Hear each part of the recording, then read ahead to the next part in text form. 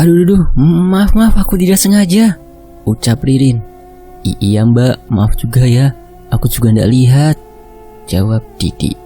Belum kenal, udah aku kamu saja ya, imbuh Didi. Iya nggak apa-apa, jawab Ririn. Didi langsung jatuh cinta pada saat pertama kali bertemu dan melihat paras cantik yang dimiliki oleh Ririn. Oh iya, kenalin, aku Didi. Kamu siapa? Aku Ririn. Maaf ya, buru-buru, ucap Ririn yang lalu pergi meninggalkan Didi begitu saja.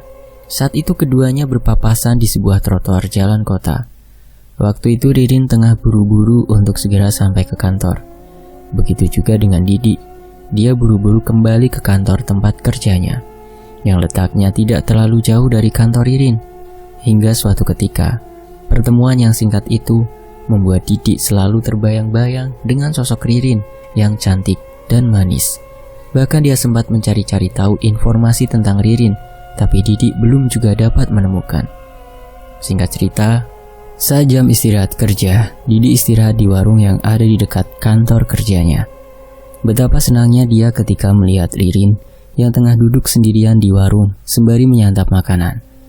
Dengan segera, Didi menghampiri Ririn, karena saat itulah kesempatan dia bertemu kembali dengan Ririn. Hei, boleh gabung gak? Tanya Didi. Ririn yang sedang menyendok nasi di piring sontak terkejut dan perlahan-lahan dia menatap ke arah Didi. Didin, ucap Ririn. Bukan Didin, tapi Didi, gak pakai N, jawab Didi. Oh iya ya, maaf lupa. Iya boleh, silakan duduk kok, timbal Ririn. Makasih ya Rin. Kamu gak pesen makanan? Tanya Ririn. Udah kok tadi Rin, tinggal nunggu dianterin kesini aja. Didi terus memandangi wajah Ririn. Dia sangat kagum oleh kecantikan yang dimiliki oleh Ririn, sehingga membuat dirinya menjadi salah tingkah ketika ditatap tajam tanpa kedipan mata oleh Didi. Kamu kenapa sih Di ngeliatin aku seperti itu? Aku kan jadi salah tingkah. Gak apa-apa Rin, pengen lihat kecantikan kamu aja, gombal Didi. Beberapa saat kemudian makanan pesanan Didi pun datang. Oh ya Rin, kamu sering makan di warung sini ya? Iya Di, sering, tapi kadang kalau malas kesini ya ke kantin kantor. Tapi kok aku gak pernah ketemu kamu ya di sini baru kali ini, ungkap Didi. Ya mungkin kita pas gak barengan jadi gak ketemu Di. Oh iya ya, aku boleh minta nomor HP kamu gak Rin? Boleh kok Di. Setelah mendengar ucapan dari Ririn, hati Didi langsung senang sekali. Riri pun segera memberikan nomor handphonenya kepada Didi. Makasih ya Rin. Iya sama-sama Di. Keduanya lalu melanjutkan menyantap makanannya. Kamu sudah lama ya kerja di kantor itu? Iya lumayan sih Di, udah 3 tahun. Setelah selesai makan, keduanya kembali ke kantor masing-masing untuk melanjutkan pekerjaannya. Singkat cerita, malam harinya Didi menghubungi nomor Ririn dengan mengirimkan pesan, dan ternyata tidak lama pesan yang dikirim Didi langsung dibalas oleh Ririn. Sontak, Didi langsung senang sekali karena pujaan hatinya itu membalas pesannya. Hingga akhirnya kedekatan mereka pun semakin dekat. Namun keduanya belum menjalin hubungan karena Didi merasa ragu, takut ditolak cintanya oleh Ririn. Setiap hari saat jam istirahat mereka selalu janjian untuk ketemu di warung dekat kantor. Warung tersebut letaknya berada di tengah-tengah antara kantor Ririn dan Didi.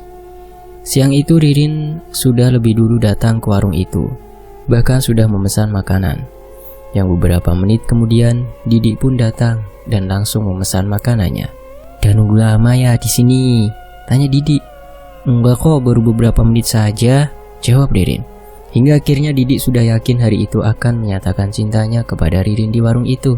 Karena menurutnya itu waktunya sudah pas, apalagi perasaan cinta yang sudah bergejolak kepada Ririn.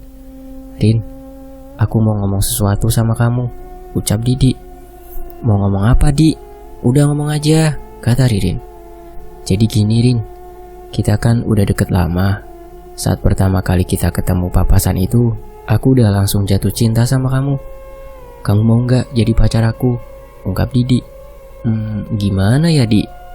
Aku juga udah nyaman sama kamu.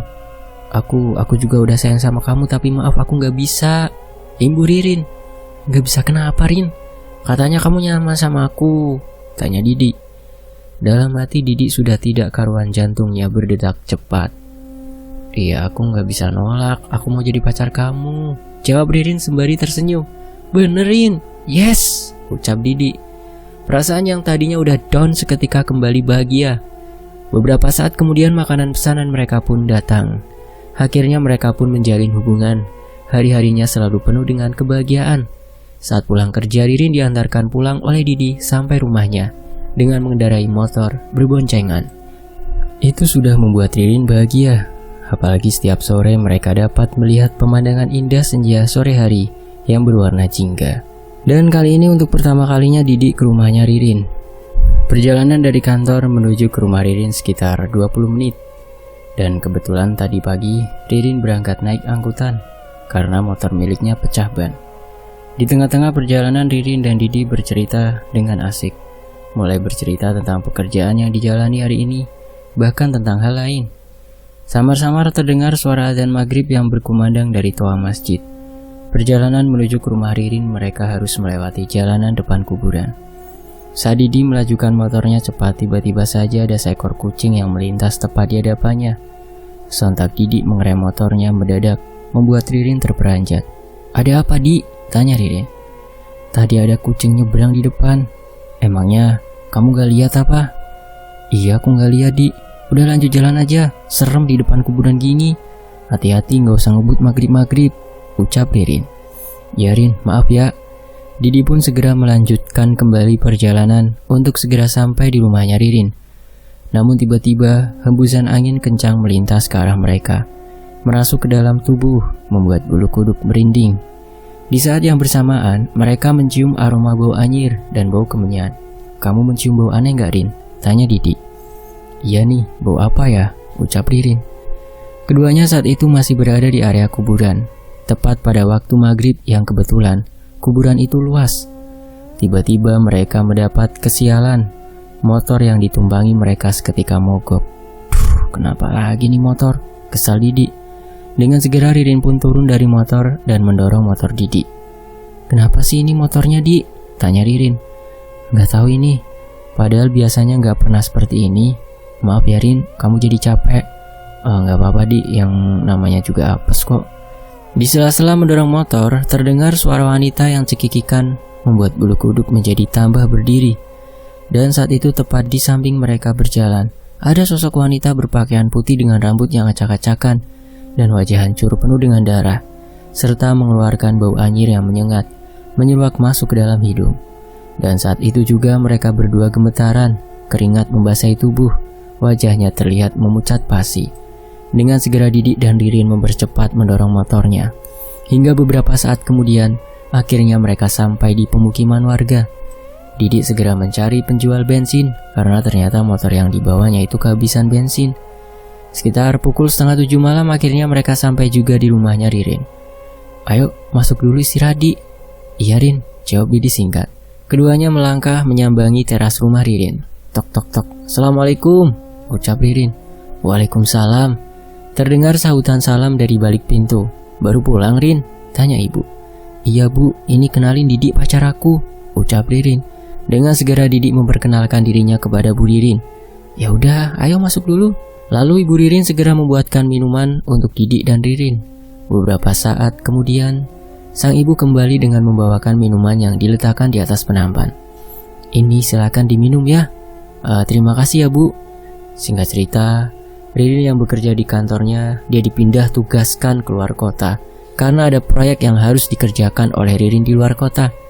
Dengan itu Ririn berangkat keluar kota. Dia ketemuan terlebih dahulu kepada Didi untuk berpamitan. Mereka ketemuan di rumahnya Ririn. Didi pun segera datang ke rumahnya karena Ririn akan menyampaikan hal yang sangat penting. Assalamualaikum. Waalaikumsalam, jawab Ririn sembari membukakan pintu. Silakan masuk, Di. Mereka pun duduk di kursi ruang tamu sebelum menyampaikan sesuatu. Ririn membuatkan minuman terlebih dahulu untuk Didi. Beberapa saat kemudian Ririn pun kembali dengan membawakan minuman. Kamu mau ngomong apa, Rin? Katanya penting. Tanya Didi penasaran. Jadi gini, Di. Aku dipindah tugas keluar kota. Ada proyek yang harus aku kerjakan, ucap Ririn. Kapan, Rin? Kenapa dadakan gini sih? Terus berapa lama? Kita gak bisa ketemu dong, Rin, cecar Didi.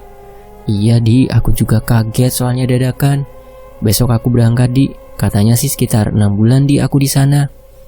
Lama banget Rin, ya udah mau gimana lagi, itu udah menjadi tanggung jawab kamu. Yang penting kamu harus sering berkabar ya sama aku. Iya ya, kamu tenang aja ya, aku pasti kabarin kamu Di. Kita saling percaya aja, kata Ririn. Malam harinya Ririn mempersiapkan sebuah perlengkapan untuk dibawa besok. Dia mengemasi pakaian-pakaiannya dan dimasukkan ke dalam koper besar.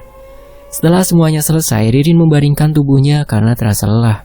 Malam itu, dia tidak bisa tidur. Entah yang ada di pikirannya apa.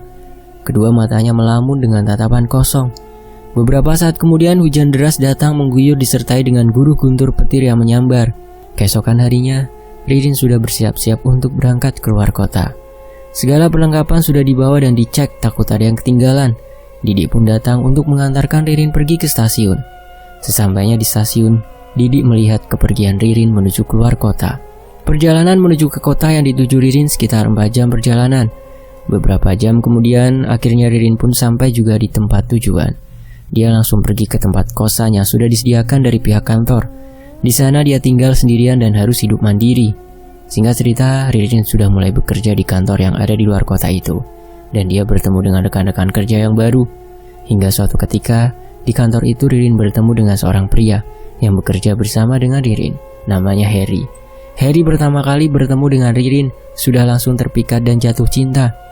Keduanya selalu makan siang bersama di kantin saat jam istirahat.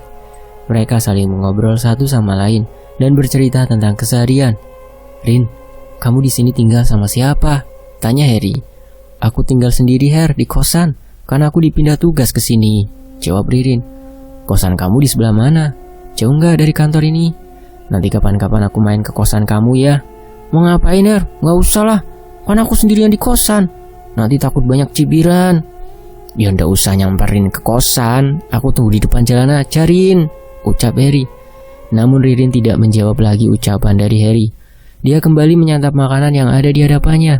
Sementara Didi selalu mengirimkan pesan kepada Ririn. Tapi dia membalas pesan dari Didi sudah tidak seperti dulu lagi. Sekarang cuek. Ririn membalas pesan dari Didi dengan alasan sedang sibuk dan tidak ada waktu untuk membalas pesan. Membuat Didi yang jauh dengan Ririn itu merasa curiga dengan sikap Ririn.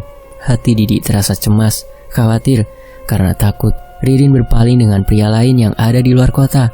Saat malam hari, Didi mencoba menelpon Riri untuk melepas kerinduannya. Halo Rin, apa kabar? Kamu lagi apa? Cecar Didi. Baik Di, aku mau tidur dulu ya, capek. Besok lagi teleponannya, kata Ririn. Didi pun langsung terdiam lemas karena sikap dari pacarnya itu telah berubah akhir-akhir ini. Sedangkan Ririn yang beralasan mau tidur, malah dia teleponan dengan Harry hingga larut malam dan ngobrol dengan asyik. Ketika Didi tertidur di dalam mimpinya, dia melihat Ririn sedang jalan bersama dengan laki-laki lain. Saat itu Didi melihat Ririn sedang jalan berduaan di mall dengan cowok lain. Dengan kedua mata kepalanya sendiri, sontak hati Didi terasa sangat hancur sekali melihat itu. Hingga saat itu Didi langsung menegur Ririn dan cowok itu. Namun betapa sakitnya Didi ketika dia tahu kalau Ririn lebih memilih cowok itu. Karena mimpi buruknya itu, dia sontak langsung terperanjat bangun dari tidur dengan nafas yang tidak beraturan dan perasaan penuh emosi membara. Dengan segera dia menghubungi Ririn, tapi tidak ada balasan karena jam dini hari sudah pasti Ririn sudah tidur. Saat itu Didi jadi tidak bisa tidur hingga esok hari. Singkat cerita, kedekatan yang dijalani oleh Ririn dengan Harry semakin dekat, hingga akhirnya Harry menyatakan cintanya kepada Ririn. Ririn yang merasa sudah nyaman dengan Harry, dia pun menerima cinta dari Harry tanpa sepengetahuan Didi. Namun Ririn belum memutuskan hubungan dengan Didi. Dia telah mengkhianati Didi. Suatu ketika Didi merasa tidak enak perasaannya. Dengan segera dia menghubungi Ririn lewat telepon. Ririn pun mengangkat telepon dari Didi. Halo Rin, ucap Didi. Iya halo Di, ada apa? Tanya Ririn. Kamu lagi apa Rin? Kenapa kamu berubah sih akhir-akhir ini? Aku lagi istirahat kerja Di. Gimana ya, kayaknya kita udah gak bisa sama-sama lagi deh Di. Dek, memangnya kenapa Rin? Apa kamu sudah ada cowok lain? Iya Di, aku udah punya cowok lain. Maaf ya. Kenapa gitu sih Rin kamu? Jahat banget sama aku. Emangnya aku salah apa? Kamu gak salah Di, tapi aku udah nyaman dengan cowok lain. Entang Ririn menjawab. Kemudian Ririn mematikan ponselnya gitu aja. Dan semenjak saat itu mereka sudah tidak saling mengirim kabar. Didi yang sangat mencintai Ririn sekarang selalu melamun dan kadang senyum-senyum sendiri seperti orang gila. Apalagi rambutnya udah acak-acakan, tidak terawat. Bahkan tubuhnya yang terlihat semakin kurus karena tidak nafsu makan. Suatu ketika di kantornya Didi melamun saat bekerja hingga dia ditegur oleh atasan. "Didi, kamu melamun itu niat kerja atau tidak?" bentaknya. Sontak Didi yang sedang melamun langsung terperanjat. Iya pak, maaf," jawabnya. Kemudian setelah atasannya itu pergi, Didi masih saja terlihat tidak bersemangat dan wajahnya tertekuk. Salah satu rekan kerja Didi pun menanyakan kepada Didi, "Di, kamu kenapa sih akhir-akhir ini melamun terus? Pasti soal cewek ya?" ucap Joni. "Iya John, Ririn tega sama aku," kata Didi. "Udahlah Di, gak usah dipikirin wanita pengkhianat seperti itu. Masih banyak wanita yang lain," ujar Joni. "John, aku tuh sangat cinta sama dia John, kamu gak tahu." "Alah, kau itu Di," ucap Joni. Di sisi lain, saat jam istirahat Didi pergi ke warung yang biasanya dia bertemu dengan Ririn. Tapi kali ini, dia datang ke warung sendirian. Ketika sedang menyantap makanannya, di meja makan sebelah ada beberapa karyawan kantor lain. Mereka sedang menceritakan tentang pelet untuk wanita. Didi yang mendengar itu, dia langsung menyimak obrolan itu dengan pasang telinga lebar-lebar. Karyawan lain itu menceritakan tempat dukun pelet ampuh untuk memelet hati wanita. Dan kebetulan yang Didi dengar, mereka memiliki masalah yang sama. Karyawan itu ditinggal pacarnya yang memilih cowok lain. Didi pun memberanikan diri untuk menanyakan obrolan tadi kepada mereka. "Maaf mas, tadi saya nggak sengaja denger. Mas membicarakan tentang pelet ya?" "Iya mas." "Kenapa masnya?" "Mau, nanti saya kasih alamatnya." "Dukunnya sangat ampuh mas. Saya juga berhasil membuat pacar saya yang berselingkuh kembali lagi," ucapnya. "Iya mas, saya mau di mana tempatnya?" Karyawan itu pun langsung memberikan alamat tempat dukun pelet kepada Didi. Singkat cerita, dengan alamat yang didapat, Didi segera berangkat ke tempat dukun pelet tersebut. Dia mengendarai motornya. Letak rumah Mbah Mojo namanya. Itu harus menempuh perjalanan sekitar 3 jam. Perjalanan yang dilaluinya harus melewati jalanan tengah hutan dengan pepohonan yang rindang. Dia sangat bersemangat sekali karena Didi akan mendapatkan kembali Ririn.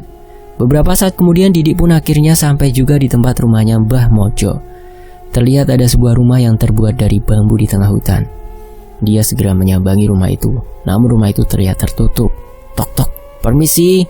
Akan tetapi tidak ada sahutan dari dalam rumah itu. Dia pun mengetuk pintu hingga beberapa kali. Tok-tok-tok-tok. Beberapa saat kemudian akhirnya ada yang membukakan pintu itu dari dalam. "Krian, mau apa kamu datang ke sini?" "Saya mau," ucap Didi terpotong. "Masuk, bicarakan saja di dalam," timpal Mbah Mojo. Dengan segera Didi pun masuk ke dalam rumahnya Mbah Mojo dan duduk di kursi yang terbuat dari bambu. Mbah Mojo juga memberikan hidangan minuman dan beberapa makanan kepada Didi. "Bagaimana? Ceritakan saja apa maksud kedatanganmu." "Jadi gini Mbah, saya ingin wanita pujaan hati saya itu kembali kepada saya." Seketika, Mbah Mojo langsung tertawa terbahak-bahak mendengarkan apa yang dikatakan oleh Didi. "Adalah kutirakat dan ritual yang harus kamu lakukan tapi..." "Baik Mbah, saya akan melakukan apapun itu. Asalkan pujaan hati saya bisa kembali Mbah." "Apa kamu siap dengan resiko yang akan terjadi nanti?" tanya Mbah Mojo memastikan. Iya Mbah, saya siap." "Kamu harus melakukan tirakat puasa mutih pada hari kelahiran si target.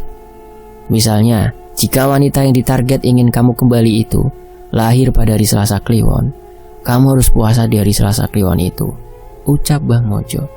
"Baik Mbah, lalu bagaimana lagi Mbah?" "Lakukan saja puasa mute itu dulu di rumah.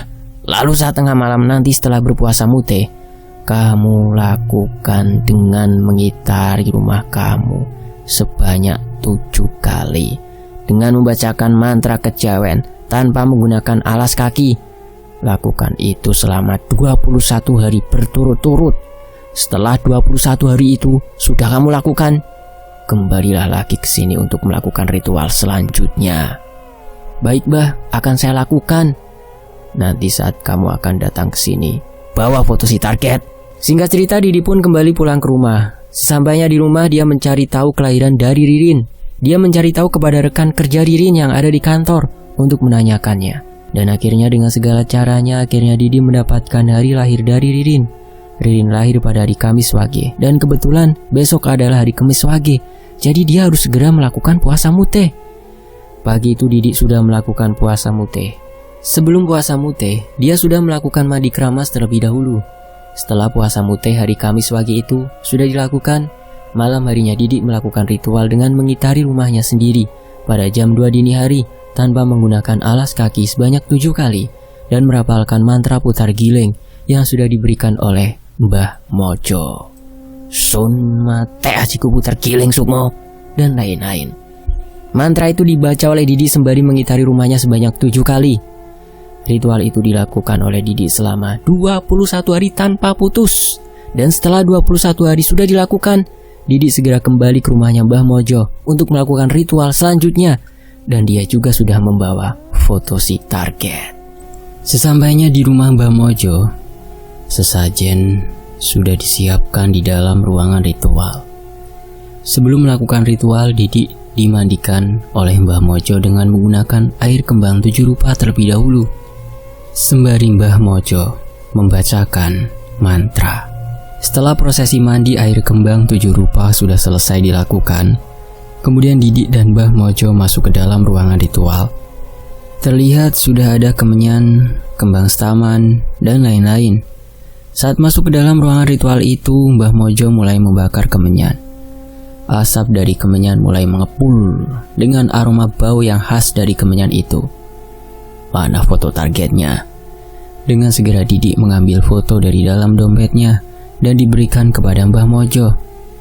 Beliau mulai mengoleskan minyak misik pada foto target yang kemudian foto itu diasapkan di atas kemenyan.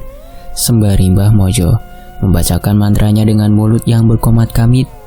Ritual itu dilakukan dengan tujuan untuk mengundang khodam agar masuk ke dalam target yang diinginkan Didi kembali. Tiba-tiba saja hembusan angin masuk ke dalam ruangan itu membuat Didi gemetaran dan takut. Suasana semakin mencekam ketika jendela ruangan itu menutup keras dengan sendirinya. Brak! Sontak Didi terperanjat dan bulu kuduknya berdiri semua. Dengan bersamaan, hembusan angin kencang yang masuk ke dalam ruangan itu, dia mencium aroma bau anyir darah dan bau bangkai yang menyeruak masuk ke dalam hidung. Didi merasa ngeri dan ketakutan melihat apa yang sedang dilakukan oleh Mbah Mojo. Beberapa saat kemudian, akhirnya ritual tersebut sudah selesai dan keadaan sudah kembali normal seperti semula. Angin itu sudah tidak ada lagi. Besok kamu harus pergi mencari air di mata air pegunungan. Lalu kamu ambil air itu dan masukkan ke dalam 3 kantong. Namun perjalanan yang kamu lalui untuk menuju ke tempat mata air pegunungan sangatlah tidak mudah. Ada banyak rintangan dan tantangan. Saat kamu sedang berjalan, ada gangguan. Nanti jangan sampai kamu melihat ke arah gangguan itu. Setelah sudah mendapatkan air itu kembali ke sini, ucap Mbah Mojo. Baik Bah, saya paham dan mengerti, jawab Didi. Singkat cerita, keesokan paginya, Didi segera pergi ke tempat mata air yang ada di pegunungan. Dia harus melewati jalanan yang berliku dan curam mengendarai motornya. Perjalanan yang ditempuh juga lumayan jauh, sekitar 2 jam perjalanan. Dia berangkat menuju ke pegunungan sumber mata air itu sekitar pukul 10 pagi. Beberapa jam kemudian, dia akhirnya sampai juga di tempat itu pada pukul 12 siang. Namun Didi harus berjalan kaki untuk masuk ke dalam sumber mata air itu, dan jalanan yang dia tempuh itu banyak bebatuan, serta hanya bisa ditempuh waktu sekitar 1 jam. Dia berjalan sendirian menyusuri jalan setapak, dan banyak pepohonan yang rindang di dalam hutan, serta terdengar suara hewan-hewan yang saling bersahutan. Langit terlihat gelap, menandakan sebentar lagi akan turun hujan. Kabut pun sudah semakin terlihat. Hawa dingin merasuk dalam tubuh Didi. Jaket yang dikenakannya itu tidak dapat untuk mengusir rasa dingin itu. Tubuhnya menggigil dengan gemetaran, wajah yang memucat. Akan tetapi dia masih tetap melanjutkan perjalanan menuju ke sumber air itu. Gerimis pun turun, dia terus melanjutkan perjalanan. Tiba-tiba di belakang tubuhnya dia mendengar ada suara harimau yang mengaum. Teringat pesan dari Mbah Mojo, dia tidak berani untuk melihat ke belakang. Tidak hanya itu, dia juga mendengar suara wanita yang tertawa mengikik. tapi dia tidak melihat di mana sosok itu. Beberapa saat kemudian akhirnya dia sampai juga di sumber mata air. Dengan segera Didi memasukkan air itu ke dalam 3 kantong plastik yang sudah dibawanya. Sesekali dia minum langsung dari air itu karena merasa haus. Setelah semuanya sudah dimasukkan ke dalam 3 kantong plastik, dengan segera dia kembali pulang ke rumah Mbah Mojo. Hari semakin gelap disertai dengan hujan deras. Dia terus melanjutkan perjalanan pulang dengan jalan kaki dan berhati-hati karena tanah yang ditapakinya itu sangat licin. Tiba-tiba saat sedang berjalan dia mendengar ada suara tapakan kaki yang seperti mengikuti di belakang. Srak, srak. Sontak dia terperanjat dengan nafasnya yang memburu dan bulu kuduk yang mulai merinding. Singkat cerita, dia pun sampai di rumah Mbah Mojo. Kemudian Mbah Mojo memberikan cara yang harus dilakukan Didi selanjutnya. Bawa air 3 kantong itu dan bacakan mantra pelet puter giling kejawen sebanyak 111 kali. Kemudian air itu disiramkan di halaman rumah target. Bagaimanapun caranya itu, ucap Mbah Mojo. Lalu bagaimana lagi, Mbah? Simpan foto ini di bawah bantal tidur kamu. Didi pun menerima foto yang sudah dirapalkan mantra oleh Mbah Mojo itu untuk dibawa pulang. Malam itu juga Didi segera kembali pulang ke rumah. Di perjalanan pulang dia merasa ada yang mengikuti. Tubuhnya merasa merinding dan benar saat dia melihat ke arah spion ada sosok Kunti yang terbang melayang di belakang. Sontak dia ketakutan dan melajukan motornya, berharap segera sampai di rumah. Setelah dia sudah berada di jalanan kota, sosok itu sudah menghilang, tidak mengikuti dirinya lagi. Sesampainya di rumah, Didi langsung meletakkan foto itu di bawah bantal tidurnya. Pagi hari tiba, Didi sangat bersemangat untuk pergi ke rumah Ririn untuk menyiram air di halaman rumahnya. Sebelum itu mata air pegunungan itu dibacakan mantra terlebih dahulu oleh Didi dari rumah. Sun mate ajiku puter giling sukmo tak jalo guru kuasamu jabang bayine. Bin sopo, bin bla bla bla. Mantra itu dibacakan oleh Didi banyak 111 kali, seperti apa yang sudah diperintahkan oleh Mbah Mojo. Setelah itu dia segera datang ke rumah Ririn. Saat memarkirkan motor di halaman rumah, air di dalam 3 kantong plastik itu langsung disirapkan di depan halaman rumah. Lalu dia masuk untuk menemui ibunya Ririn, karena ibu Ririn belum tahu kalau Didi dan Ririn sudah tidak menjalin hubungan. Sementara Ririn di luar kota selalu sibuk dengan pekerjaannya, dan dia selalu asyik dengan pacarnya, yaitu Harry. Singkat cerita, malam itu Ririn yang tengah duduk di depan teras kosannya, dia tiba-tiba saja melamun dan membayangkan wajah mantan kekasihnya, yaitu Didi. Ririn terlihat senyum-senyum sendiri seperti orang gila di dalam lamunannya itu. Seketika dia terperanjat saat dikagetkan oleh kedatangan Harry. Rin, kamu ngapain melamun sambil senyum-senyum? Nanti kesambet loh, ucap Harry. Harry, ngagetin aja. Kita jadi jalan gak? Kayaknya gak jadi, Her. Maaf ya. Loh, kenapa Rin? Kamu udah enak badan apa? Maaf Her, aku lagi pengen sendiri. Mendingan kamu pulang dulu ya, ucap Ririn tiba-tiba. Loh, kamu ngusir aku, Rin? Bukannya ngusir, Her, tapi aku masih pengen sendiri aja ya. Malam itu Ririn terus melamun dengan terus kebayang-bayang wajah Didi. Apa kabar ya Didi di sana? Kok aku jadi kangen, batinnya. Tidak angin, tidak ada hujan, tiba-tiba Ririn menelpon Didi. Didi yang saat itu sedang berbaring di kasurnya mendapati teleponnya yang berdering, bergetar. Dengan segera dia menatap layar ponselnya, dan ternyata ada notifikasi panggilan dari Ririn, lalu mengangkat. Halo Di, apa kabar? Ririn, baik Rin, kamu gimana di sana? Wah, benar-benar ampun nih peletnya, gumam Didi dalam hati. Baik Di, aku kangen sama kamu. Kamu kapan pulang, Rin? Masih lama 3 bulan lagi, Di. Singkat cerita, malam itu tiba-tiba Ririn bermimpi. Dia bermimpi bertemu dengan Didi. Bahkan mereka di dalam mimpi terlihat mesra. Ririn pun sangat senang dengan mimpinya itu, karena bisa bertemu kembali dengan Didi. Namun tiba-tiba dia terperanjat terbangun ketika mendengar bunyi alarm dari ponsel.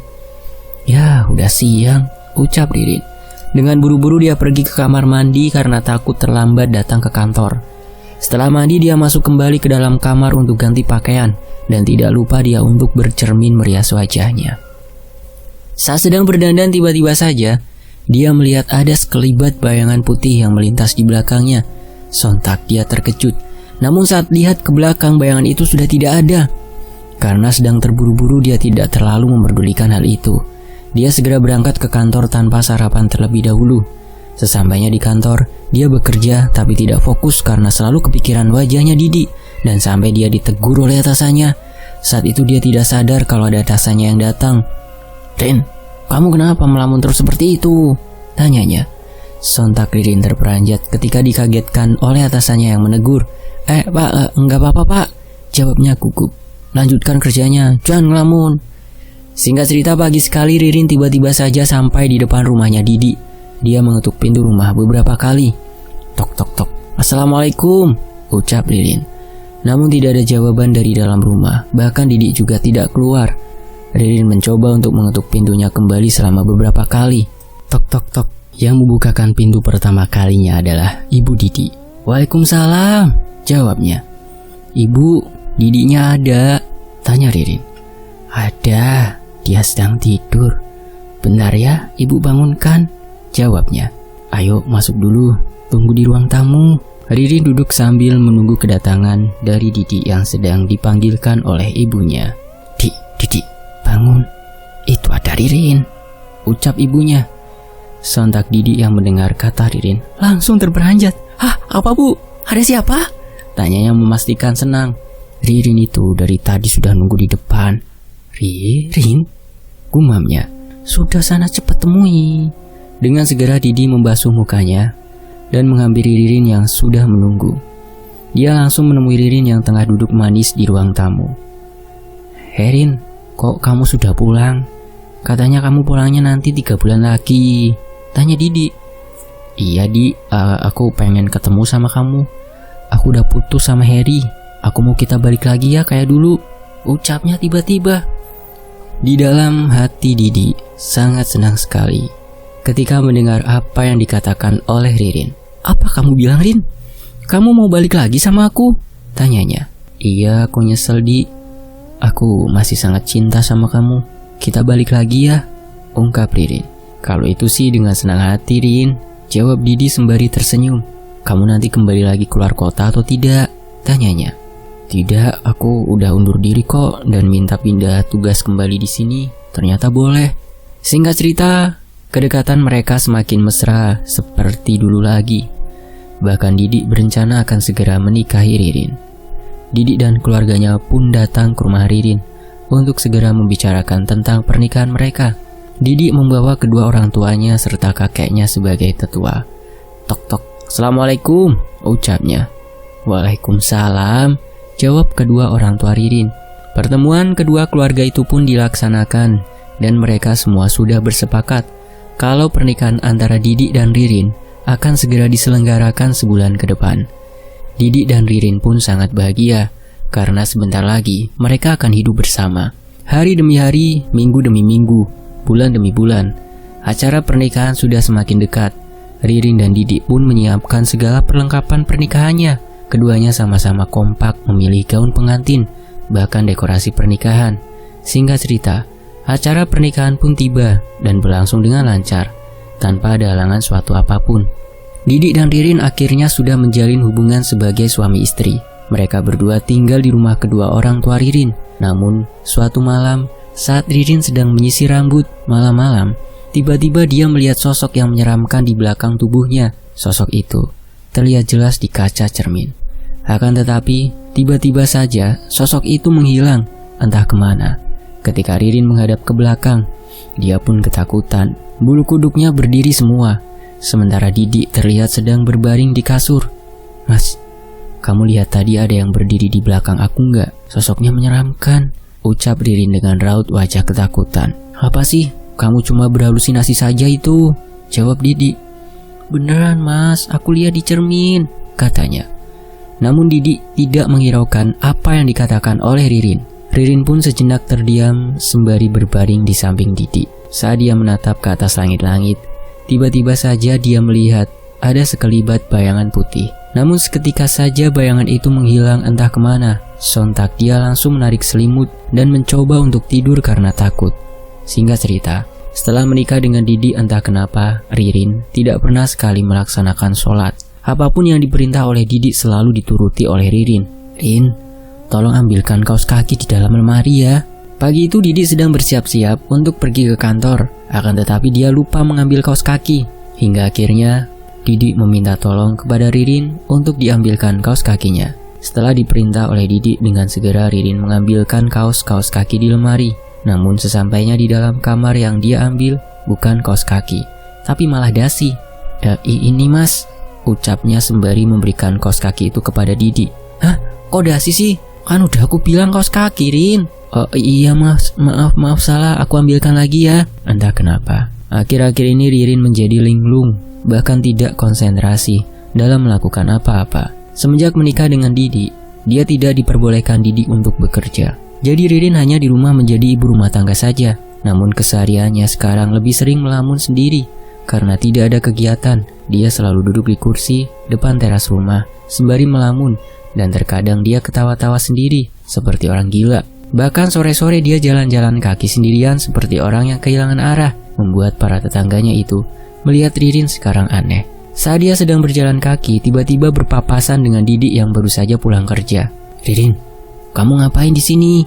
Ucap Didi. Ketika dia bertemu dengan Didi, keadaannya kembali seperti biasa dengan rasa yang gembira. Hatinya pun terasa lebih tenang saat sudah bertemu dengan Didi.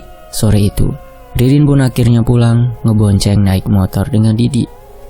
Suatu ketika, Ririn yang sedang masak di dapur malam-malam tiba-tiba saja dia salah memberikan bumbu pada masakannya. Yang seharusnya sop diberikan garam, akan tetapi malah diberikan gula yang sangat banyak. Didi yang merasakan masakan buatan istrinya itu malah marah. Kamu gimana sih masaknya, Rin? Masak sayur sop rasanya manis sekali. Masa mas, tadi udah aku kasih garam loh. Udahlah, aku jadi gak nafsu makan. Entah kenapa setelah menikah dengan Ririn, Didi menjadi sering marah-marah. Sedangkan Ririn sekarang menjadi orang yang keras kepala, selalu ingin menang sendiri. Singkat cerita, di kantor tempat Didi bekerja, ada salah satu karyawan baru, namanya Dina. Dia sangat cantik, bahkan lebih cantik dari Ririn. Penampilannya sangat modis. Sedangkan Ririn setelah menikah dengan Didi menjadi kumel, tidak terawat. Sehingga mungkin itu yang membuat Didi jadi marah-marah. Karena bosan melihat istrinya, Didi pun berkenalan dengan Dina. Perkenalan mereka itu semakin dekat. Didi juga meminta nomor HP milik Dina dengan alasan untuk membicarakan tentang pekerjaan. Din, aku minta nomor kamu boleh nggak?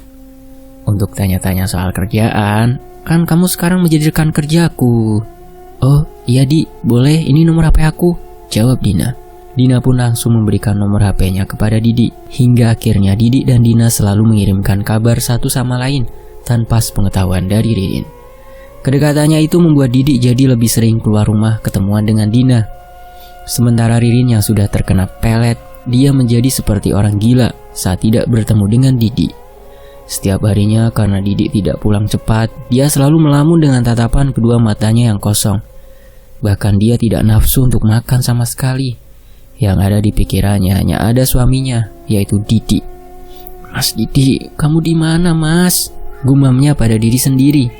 Di sisi lain, Didi sudah menjalin hubungan dengan Dina. Dia lupa kalau dulu dia yang sudah tergila-gila dengan Ririn dan membuat Ririn kembali dengan pelet putar giling.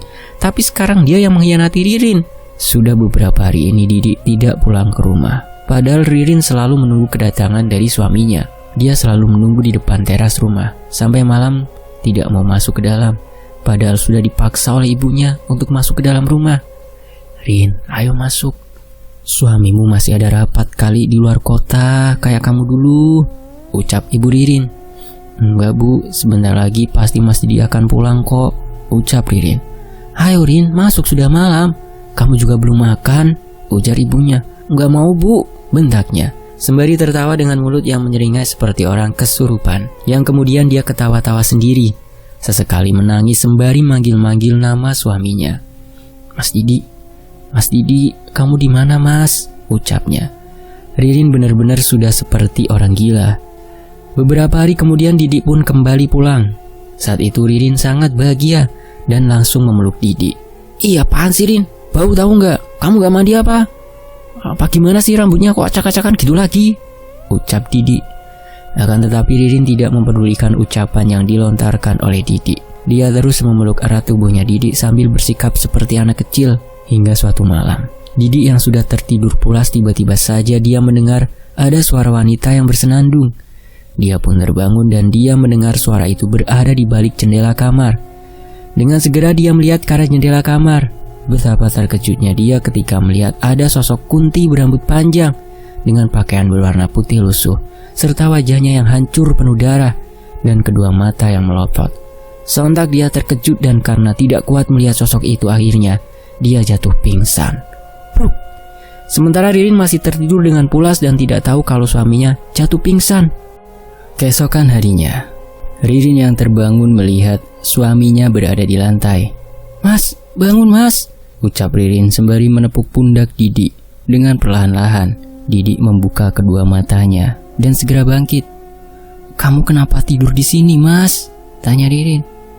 "Tadi malam aku melihat ada kuntilanak di sana," ucap Didi sembari menunjukkan ke arah jendela kamar. Di sisi lain, hari itu Didi pamitan kepada Ririn kalau dia akan pergi keluar kota selama beberapa bulan, sehingga itu akan membuat Ririn menjadi seperti orang gila karena tidak bertemu dengan Ririn. Tapi Didi tidak mengetahui resiko dari pelet yang sudah dilakukannya. Ririn pun mengizinkan Didi pergi karena itu sudah menjadi tanggung jawabnya dalam bekerja. Hari demi hari, minggu demi minggu, bulan demi bulan, kondisi Ririn semakin memburuk. Dia selalu melamun dengan tatapan yang kosong dan dia juga tidak pernah makan, membuat tubuhnya kurus kering tidak terurus. Yang ada di pikirannya hanya Didi suaminya. Tapi sudah berbulan-bulan Didi belum pulang juga, membuat Ririn mencari ke rumah orang tua Didi karena takutnya Didi sudah pulang, tapi pulang ke rumah orang tuanya. Akan tetapi saat didatangi ke rumah kedua orang tuanya, ternyata Didi tidak ada di sana. Semenjak saat itu Ririn jadi jalan-jalan sendiri, menjadi orang gila, sembari memainkan rambutnya dengan tangan serta dia ketawa-ketawa sendiri. Kadang teriak-teriak sendiri di jalanan, membuat para warga sekitar resah. Suatu ketika ibunya Ririn menarik paksa untuk pulang. Ririn pun akhirnya mau diajak pulang ke rumah. Singkat cerita, ada kakak tertua dari ibunya Ririn datang ke rumah karena sudah lama tidak main ke rumah Ririn. Saat itu Pak Wiryo yang merupakan kakak dari ibunya Ririn itu termasuk orang yang mengetahui tentang hal klinik. Bisa disebut Pak Wiryo ini orang pintar. Ketika Pak Wiryo sedang bertamu, ada Ririn juga yang ikut duduk di sana. Akan tetapi Ririn terlihat melamun dengan tatapan kedua mata yang kosong. Dan saat itu juga Pak Wiryo terkejut saat melihat di belakang Ririn ada sosok wanita yang menyeramkan dengan wajah yang hancur penuh darah, dengan kedua mata yang pucat serta rambut yang acak-acakan. "Astagfirullah," ucap Pak Wiryo. "Ada apa, Kang?" tanya Ibu Ririn. "Anakmu ini ada yang mengguna-guna," ucap Pak Wiryo tiba-tiba. "Yang benar, Kang, siapa yang mengguna-guna?" tanya ibunya penasaran. "Aku belum tahu, tapi yang pasti dia harus segera disembuhkan," kata Pak Wiryo. "Pantesan akhir-akhir ini dia seperti melamun, gak pernah makan bahkan menjadi gila, Kang," ucap Ibu Ririn. "Besok aku akan kembali untuk menyembuhkan Ririn," kata Pak Wiryo pamit. Sementara di sisi lain Didi tidak memperdulikan Ririn. Dia malah asyik dengan Dina di luar kota. Mereka semakin mesra. Keesokan harinya Pak Wiryo pun datang kembali ke rumahnya Ririn untuk segera menyembuhkan Ririn. Akan tetapi proses menghilangkan ilmu pelet itu akan dilakukan nanti malam. Siang itu Pak Wiryo meminta kepada Bu Ririn untuk menyiapkan daun sirih dan juga air bekas cucian beras. "Siapkan daun sirih dan air bekas cucian beras." "Baik, Kang, nanti akan segera aku siapkan." Dengan segera siang itu juga, ibunya Ririn menyiapkan daun sirih. Malam hari pun tiba, Pak Wiryo akan segera melakukan ruqyah kepada Ririn. Terlihat saat itu, Ririn tengah duduk di depan teras rumah sembari senyum-senyum sendiri seperti orang gila. Dengan segera, Ririn diperintahkan untuk masuk ke dalam rumah oleh Pak Wiryo. Yang kemudian Ririn didudukan di kursi. Tatapan kedua matanya kosong. Pak Wiryo dengan segera memulai untuk meruqyah Ririn. "Bismillah, A'udzubillahi minasyaitonirrajim. Yang kemudian dibacakan ayat-ayat suci Al-Quran oleh Pak Wiryo. Saat itu juga tubuhnya Ririn terus memberontak, meronta-ronta. Tubuhnya dipegangi oleh bapak dan ibunya. Dan saat itu juga Ririn mengerang kesakitan. Panas! Teriaknya. Kedua tangannya selalu memegangi perutnya yang terasa sangat sakit. Kepalanya terasa sangat pusing. Dia terus memberontak. Tapi Pak Wiryo tetap melanjutkan membaca doanya. Tiba-tiba lampu di dalam rumahnya Ririn seketika padam dengan sendirinya, disertai dengan hembusan angin kencang yang tiba-tiba masuk ke dalam ruangan itu. Dan juga ada suara kaca yang retak dari kaca jendela. Prang! Sontak ibu dan bapak Ririn terkejut. Tapi Pak Wiryo masih akan terus membacakan ayat-ayat suci Al-Quran. Di beberapa saat kemudian, tiba-tiba saja Ririn merasakan sangat mual pada perutnya. Namun tidak mengeluarkan apapun dari dalam tubuhnya. Akan tetapi sesaat kemudian, wajah Ririn berubah menjadi sangat menakutkan. Menatap ke arah Pak Wiryo dengan kedua matanya yang melotot dan mulut yang menganga. Pak Wiryo terus membacakan ayat-ayat suci Al-Quran tanpa henti. Brak, brak, brak. Terdengar suara jendela dan pintu yang tertutup dengan sendirinya. Hingga akhirnya, pelan-pelan Ririn lemas, lesu, bahkan dia sampai pingsan. Siapkan daun sirih yang tadi tumbuk lalu campurkan dengan air cucian beras, ucap Pak Wiryo. Siapkan juga segelas air putih ya, imbuhnya. Dengan segera Ibu Ririn melanjutkan apa yang sudah diperintahkan oleh Pak Wiryo. Beberapa saat kemudian Ibu Ririn pun datang dengan membawakan daun sirih yang sudah ditumpuk dan juga sudah dicampurkan dengan air bekas cucian beras. Setelahnya, beberapa saat kemudian Ririn pun sadar. Segelas air putih itu kemudian dibacakan doa oleh Pak Wiryo. Minumlah air putih ini. Yang kemudian Ririn pun meneguk air putih itu dengan perlahan-lahan. Tiba-tiba saja dia tersedak dan memuntahkan darah yang berwarna merah kehitaman. Pelet puter giling. Dia sudah terkena pelet dari suaminya sendiri, sehingga dia mau menikah dengan dia, ucap Pak Wiryo. Pelet puter giling ini yang membuat si target akan kembali kepada mantan atau pelaku yang sengaja memeletnya, imbu Pak Wiryo. Ririn yang sudah sadar pun terkejut, karena dulu dia sudah tidak lagi mencintai Didi. Tanpa sadar dia menikah dengan Didi. Siramkan air bekas cucian beras yang sudah dicampurkan dengan daun sirih itu di halaman rumah, dan sisanya dicampurkan untuk mandi Ririn nanti, ucap Pak Wiryo. Baik Kang, jawab Ibu Ririn. Malam itu juga air bekas cucian beras atau leri yang dicampur dengan daun sirih segera disiramkan di halaman rumah. Sisanya digunakan Ririn untuk mandi. Sementara Didi yang dari luar kota sedang dalam perjalanan pulang. Dia mengendarai mobil milik Diana. Namun saat di perjalanan dia mencium aroma busuk di dalam mobil itu. Baunya sangat busuk dan anyir, seperti bangkai. Padahal di dalam mobil itu sudah diberikan pengharum interior mobil. Akan tetapi, bau itu sangat menyengat. Bahkan di depan jalan Didi terkejut ketika melihat ada sekelibat anak kecil yang menyeberang. Sehingga dia mengerem mobil secara mendadak. Kemudian melanjutkan kembali perjalanan. Beberapa meter dari itu, tiba-tiba saja Didi melihat ada bayangan putih yang melintas. Dan saat itu juga, tiba-tiba kedua mata Didi terasa kabur. Dia tidak fokus dalam mengendarai mobilnya, hingga akhirnya mobil yang dikendarainya itu oleng dan menabrak sebuah pohon besar yang ada di pinggir jalan. Terjadilah kecelakaan dan menyebabkan Didi meninggal dunia. Sedangkan Diana hanya luka-luka dan dia dirawat di rumah sakit. Ririn yang mendengar kabar duka itu merasa iba dan dia juga sudah memaafkan Didi. Perlahan-lahan Ririn sudah kembali pulih dan sudah sadar. Sekarang juga Ririn jadi lebih rajin beribadah. Didi sudah mendapatkan balasan dengan apa yang sudah diperbuat sendiri. Mau tidak mau Ririn harus menjadi janda, padahal dia dulu sudah tidak mencintai Didi.